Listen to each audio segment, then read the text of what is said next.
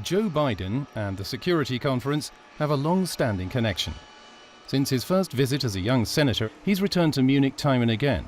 For example, in 2009, when he just assumed what would become the second highest office of his career. Of course, this was great news for me. Never before had the sitting Vice President of the United States participated in the Munich Security Conference. During his visits as Vice President, Joe Biden presented himself as a staunch transatlanticist.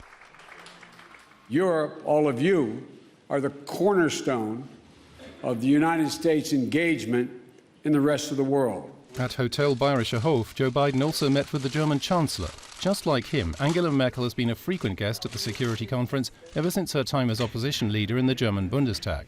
For many observers, her remarks at the conference 2 years ago rank among her most passionate speeches. Because we realize that there is tremendous pressure on our classical, familiar order. The question now is whether we fall apart like the pieces of a puzzle and believe that each of us can best solve the problem on their own. And as a German Chancellor, I can only say, in that case, our chances are slim. French President Emmanuel Macron made it clear at last year's Security Conference, in a world where the Americans are on the retreat, he's counting on a strong Europe. We need freedom to act and independence in Europe, our own strategy. But already in 2019, Joe Biden gave a promise to the United States allies for the time after Donald Trump. We will be back. Don't have any doubt about that. He promised that one day the United States would do more for Europe and for NATO again. Ladies and gentlemen, making the transatlantic partnership work means reinvigorating ties among key countries in Europe and in North America. I could not be more excited today to welcome 3 very special guests, virtually, of course, to Munich today. Thank you so much for joining us. A very, very warm welcome. Good morning to Washington, D.C. Hallo nach Berlin. Et bonjour à Paris. Mr. President, Monsieur le Président, Frau Bundeskanzlerin, we are so excited to have you here together and have you talk about a new transatlantic agenda. And I'm sure you are aware that Boris Johnson will join this program a little later. He was still busy with wrapping up the G7 meeting in which you all participated earlier. So now, as our first speaker in this program, it is my privilege to welcome the 46th President of the United States. President Joe Biden has truly been a loyal and long-term friend of the Munich Security Conference. In 2019, Mr. President, you said in this very place, in this very hall, we will be back. Mr. President, thank you for keeping that promise. We welcome you back to the stage, and you have the floor. Thank you so much. Thank you, Mr. Ambassador. It's great to be with Angela and Emmanuel. We just spent a part of, from Washington perspective, morning together. But I want to say hello to everyone and thanks you at the Munich conference for hosting this special session. For decades, as you pointed out, I participated in the Munich Security Conference as a U.S. Senator, joining my colleagues on both sides of the aisle to affirm the importance of the transatlantic partnership.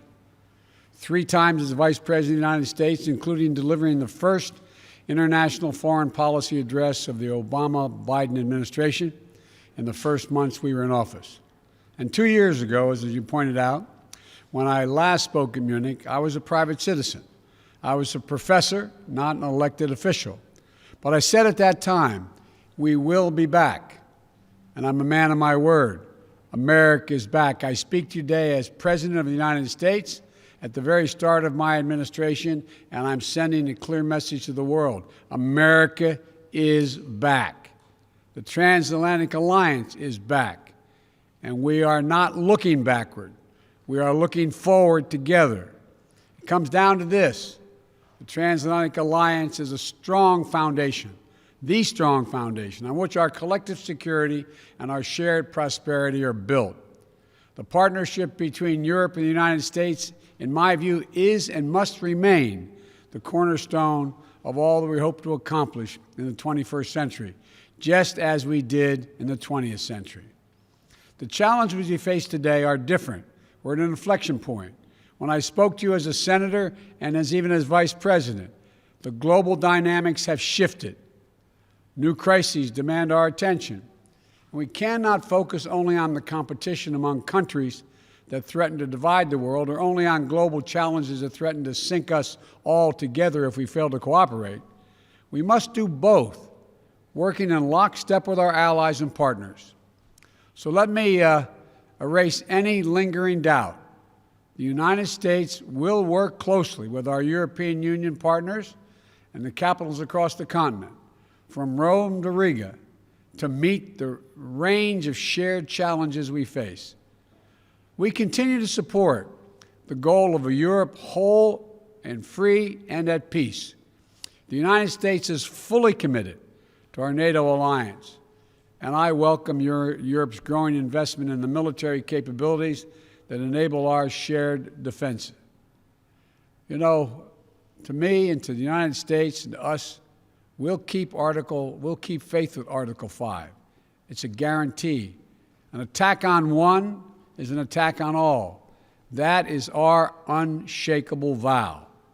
And the only time Article 5 has been invoked was after the United States was attacked on 9/11.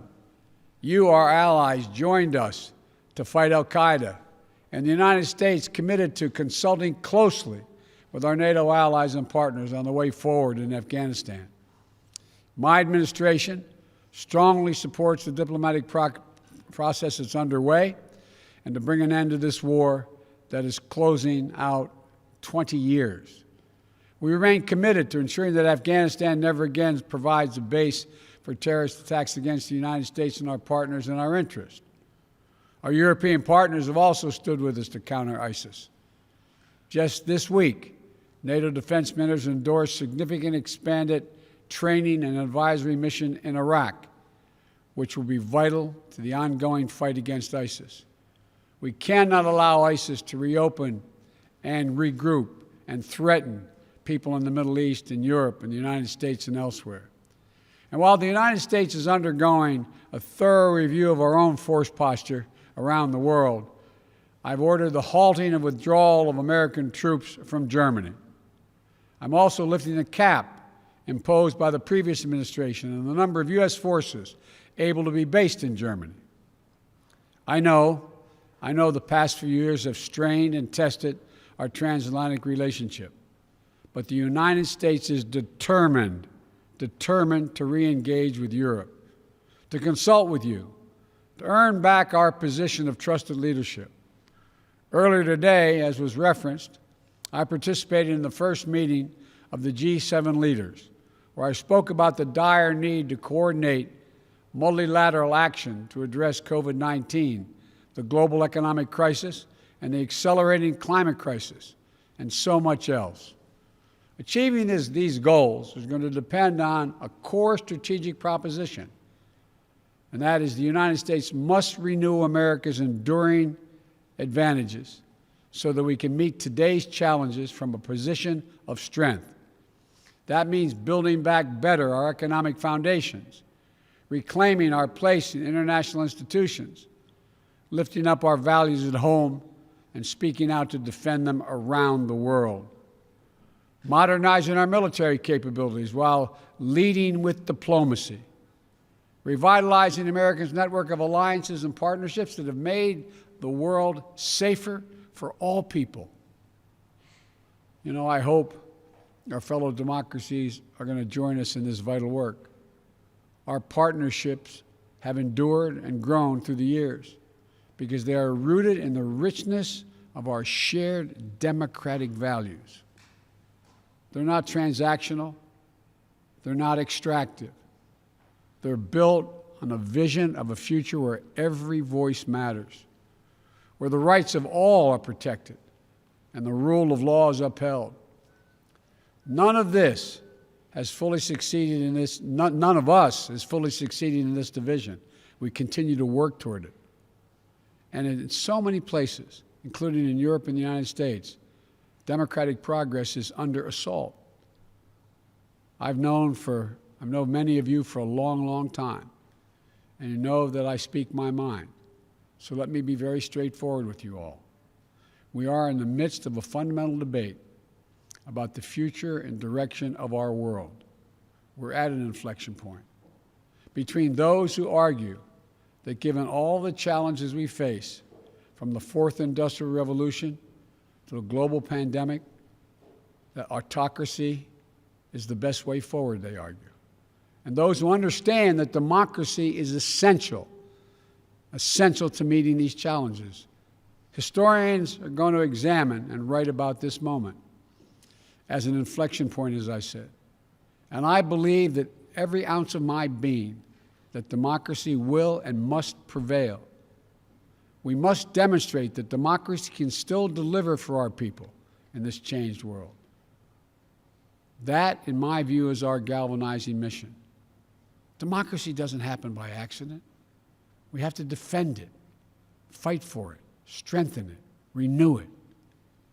We have to prove that our model isn't a relic of history. It's the single best way to revitalize the promise of our future. And if we work together with our democratic partners with strength and confidence, I know we'll meet every challenge and outpace every challenger. You know, we must prepare together for long-term strategic competition with China. How the United States, Europe, and Asia work together to secure the peace and defend our shared values and advance our prosperity across the Pacific will be among the most consequential efforts we undertake. Competition with China is going to be stiff. That's what I expect, and that's what I welcome, because I believe in the global system Europe and the United States together with our allies in the Indo-Pacific worked so hard to build over the last 70 years. We can own the race for the future. But to do so, we have to be clear-eyed about the historic investments and partnerships that this will require. We have to protect for space for innovation, for intellectual property, and the creative genius that thrives with the free exchange of ideas in open democratic societies. We have to ensure that the benefits of growth are shared broadly and equitably, not just by a few. We have to push back against the Chinese government's economic abuses and coercion that undercut the foundations of the international economic system. Everyone must play by the same rules. U.S. and European companies are required to publicly disclose corporate governance structures and abide by rules to deter corruption and monopolistic practices. Chinese companies should be held to the same standard. We must shape the rules that will govern the advance of technology and the norms of behavior in cyberspace, artificial intelligence, biotechnology, so that they are used to lift people up, not used to pin them down. We must stand up for the democratic values that make it possible for us to accomplish any of this, pushing back against those who would monopolize and normalize repression. You know, this is also how we're going to be able to meet the threat from Russia. The Kremlin attacks our democracies and weaponizes corruption to try to undermine our system of governance. Russian leaders want people to think that our system is more corrupt or as corrupt as theirs. But the world knows that isn't true, including Russia's own citizens. Putin seeks to weaken the European project and our NATO alliance. He wants to undermine the transatlantic unity and our resolve, because it's so much easier for the Kremlin to bully and threaten individual states than it is to negotiate with a strong and closely united transatlantic community. That's why standing up for the sovereignty and territorial integrity of Ukraine remains a vital concern for Europe and the United States. That's why addressing recklessness, Russian recklessness, and hacking into computer networks in the United States and across Europe and the world has become critical to protecting our collective security. The challenges with Russia may be different than the ones with China, but they're just as real. It is not about pitting East against West. It's not about we want a conflict. We want a future where all nations are able to freely determine their own path without a threat of violence or coercion. We cannot and must not return to the reflective opposition and rigid blocks of the Cold War. Competition must not lock out cooperation on issues that affect us all. For example, we must cooperate if we're going to defeat COVID-19 everywhere. My first presidential national security memorandum focused on surging health and humanitarian responses to defeat COVID-19 and to better prevent and prepare for the next pandemic. Today, I'm announcing that the United States is making a $2 billion pledge to COVAX with the promise of an additional $2 billion to urge others to step up as well. Yet even as we fight to get out of the teeth of this pandemic, the resurgence of Ebola in Africa is a stark reminder that we must simultaneously work to finally finance health security, strengthen global health systems, and create early warning systems to prevent, detect, and respond to future biological threats, because they will keep coming. We have to work together to strengthen and reform the World Health Organization. We need a UN system focused on biological threats that can move quickly to trigger action. Similarly, we can no longer delay or do the bare minimum to address climate change. This is a global existential crisis, and we'll all suffer the consequences if we fail. We have to rapidly accelerate our commitments to aggressively curb our emissions and to hold one another accountable for meeting our goals and increasing our ambitions. That's why, as president, I immediately rejoined the Paris Agreement. And as of today, the United States is officially, once again, a party to the Paris Agreement, which we helped put together. On Earth Day, I will host a Leaders Summit to help drive more ambitious actions among the top emitters, including domestic climate action here in the United States. I'm grateful for Europe's continued leadership on climate issues over the last 4 years. Together, we need to invest in the technological innovations that are going to power our clean energy futures and enable us to build clean energy solutions to global markets. The threat of nuclear proliferation also continues to require careful diplomacy and cooperation among us. We need transparency and communication to minimize the risk of strategic misunderstanding or mistakes. That's why the United States and Russia, notwithstanding other competition, extended the New START Treaty for an additional 4 years once I was sworn in. That's why we said we're prepared to re-engage in negotiations with the P5+1 on Iran's nuclear program. We must also address Iran's destabilizing activities across the Middle East. And we're going to work in close cooperation with our European and other partners as we proceed. We'll also work together to lock down fissile and radiological material to prevent terrorist groups from acquiring and using them. Look, the range of challenges Europe and the United States must take on together is broad and complex.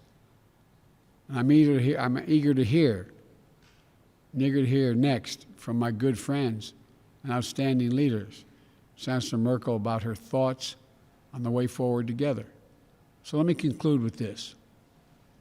We cannot allow self-doubt to hinder our ability to engage each other or the larger world. The last 4 years have been hard, but Europe and the United States have to lead with confidence once more, with faith in our capacities, a commitment to our own renewal, with trust in one another, and the ability of Europe and the United States to meet any challenge to secure our futures together. I know we can do this. We've done it before. Just yesterday, after a 7-month, 300 million mile journey, NASA successfully landed the Perseverance rover on Mars. It's on a mission of exploration with elements contributed by our European partners to seek evidence of the possibility of life beyond our planet and the mysteries of the universe. Over the next few years, Percy, as it's been called, but Perseverance, will range and collect samples from the red planet and pile them up. So another mission and rover, envisioned as a joint effort between NASA and the European Space Agency, will retrieve this trove of scientific wonders and bring it home to all of us. That's what we can do together. If our unbound capacities to carry us to Mars and back don't tell us anything else, they tell us we can meet any challenge we can face on Earth. We have everything we need. And I want you to know the United States we'll do our part. We'll stand with you. We'll fight for our shared values. We'll meet the challenges of this new moment in history.